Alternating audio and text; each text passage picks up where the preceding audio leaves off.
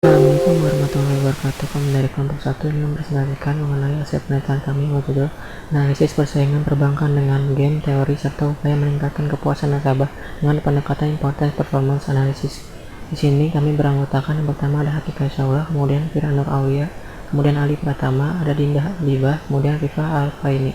Pada penelitian ini kami berlatar belakang yaitu dalam perbankan, kepuasan nasabah merupakan tujuan utama dari setiap perusahaan perbankan yang menjadi kunci utama dalam mempertahankan keberadaan industri perbankan. Kualitas layanan dapat mempengaruhi loyalitas pelanggan secara langsung maupun tidak langsung melalui kepuasan. Pada penelitian ini akan membandingkan antara Bank Y dan Bank X pada sisi kualitas layanannya menggunakan game teori untuk mengetahui pihak mana yang Bab 2 Landasan Teori. Di dalamnya terdapat teori-teori mengenai game theory dan state of the art dari makalah ini. Yang pertama ada game theory merupakan pendekatan sistematis untuk merumuskan situasi persaingan dan alat pengambilan keputusan pengembangan dari ilmu matematika harapan.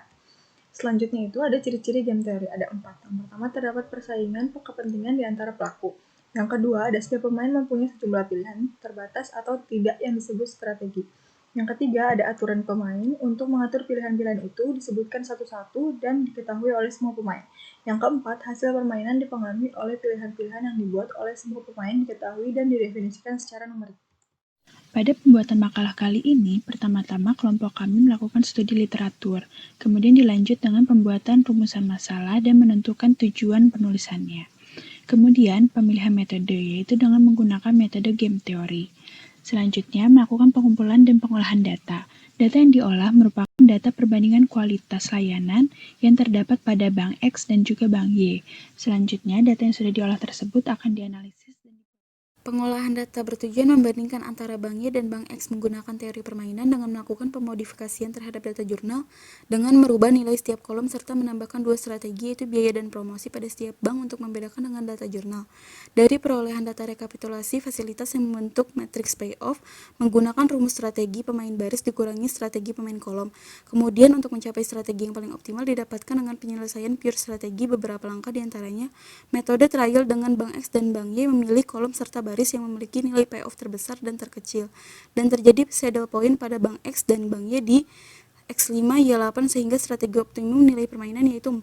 Kemudian terdapat dominan strategi yaitu melihat berdasarkan sudut pandang yang paling dominan pada setiap bank yaitu Bank X memiliki X5 yang merupakan nilai mendominasi paling besar sehingga strategi pada produk kredit konsumen.